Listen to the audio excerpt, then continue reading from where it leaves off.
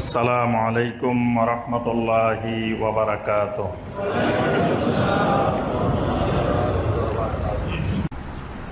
আচ্ছা, এবার আসেন দরুদের ফজিলত। দরুদ এবং সালামের অগণিত অসংখ্য ফজিলত। এক নম্বর তো বলছি আমরা, এটা একটা জিক্রুল্লাহ। যতবার দরুদ পড়বেন ততবারই আল্লাহর জিকির হবে। এটা একটা গুরুত্বপূর্ণ জিক্রুল্লাহ। দ্বিতীয় বিষয় হলো, নবী সাল্লাল্লাহু আলাইহি ওয়াসাল্লাম বলেছেন, মান সাল্লা আলাইয়া মাররাতান সাল্লাল্লাহু আলাইহি আশারা।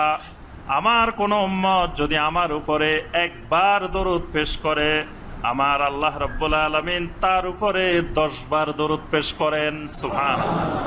তাই 10 বার আল্লাহ কি করেন? রহমত বর্ষণ করেন। আল্লাহর সাথে যখন দরুদ আসবে তখন হবে কি? রহমত। আপনি একবার দরুদ পড়বেন, আল্লাহ পাক আমার আপনার উপরে 10 বার রহমত নাজিল করবেন। সুবহানাল্লাহ। তাহলে কি আল্লাহর রহমত আমরা চাই না? চাই না? তা আল্লাহর রহমত যদি চাই, তো নবী সাল্লাল্লাহু আলাইহি ওয়াসাল্লামের উপরে যত বেশি দরুদ পড়বেন তত বেশি আল্লাহ সুবহানাহু ওয়া তাআলা আমার আপনার উপরে রহমত নাজিল করবেন। নবী সাল্লাল্লাহু আলাইহি ওয়াসাল্লাম বলেন, আউলান নাসি বি ইয়াউমাল কিয়ামা আকসারুহুম আলাইয়া সালাহ। আমার উম্মতের যেই ব্যক্তি আমার উপরে যত বেশি বেশি সালাত পেশ করবে, কিয়ামতের ময়দানে আমার ওই উম্মত আমার তত বেশি ঘনিষ্ঠ হয়ে যাবে। সুবহানাল্লাহ।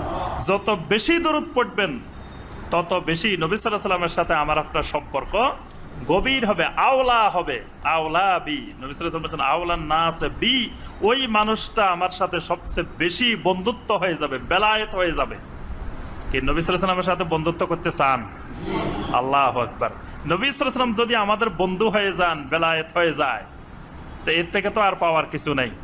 এর থেকে বড় পাওয়ার কিছু আছে? আল্লাহু আকবার। কিয়ামতের ময়দানে আল্লাহ রাসূল সাল্লাল্লাহু আলাইহি ওয়াসাল্লাম যদি বলেন, এই সরকার বাড়ির অমুক অমুক আমার বন্ধু আসো, আমাদেরকে যদি ডাকেন, আল্লাহু আকবার। এটার থেকে আনন্দের কিয়ামতের ময়দানে আর কিছু আছে?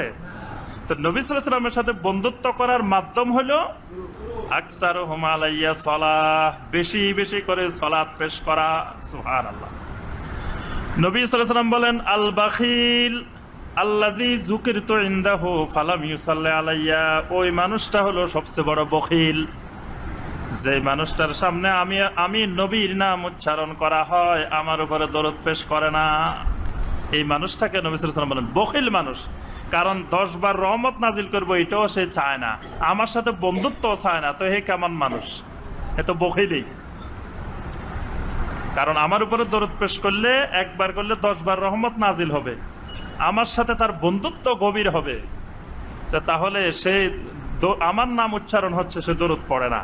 আল্লাহ রাসূল সাল্লাল্লাহু আলাইহি ওয়াসাল্লাম তাকে বলছেন কি? বখিল। এক সাহাবী সালাম ফিরাই মাত্র আল্লাহর কাছে দোয়া করা শুরু করছে, আল্লাহ আমাকে এটা দেন, এটা দেন, এটা দেন, দোয়া করতেছে। আল্লাহ রাসূল সাল্লাল্লাহু আলাইহি ওয়াসাল্লাম এই লোকটাকে দেখে বললেন যে, তুমি তো দোয়া করার ক্ষেত্রে বেশি তাড়াহুড়া করে ফেলছ। দোয়া করার ক্ষেত্রে তুমি বেশি তাড়াহুড়া করছো। যখন তুমি সালাম ফিরাইবা, সালাম ফিরানোর পরে ফাহমাদিল্লাহ আযজা ওয়া জাল্লা, তোমার কাজ হলো তুমি প্রথমে আল্লাহর প্রশংসা করবা, তারপরে আমি রাসূলের উপরে দরুদ পেশ করবা, তারপরে তুমি যা চাওয়ার আল্লাহ রাব্বুল আলামিনের কাছে চাইবা, যা চাইবা আল্লাহ রাব্বুল আলামিন তোমাকে তাই দিবেন। সুবহানাল্লাহ। এখানে আল্লাহর কাছে দোয়া করার আদব শেখানো হয়েছে।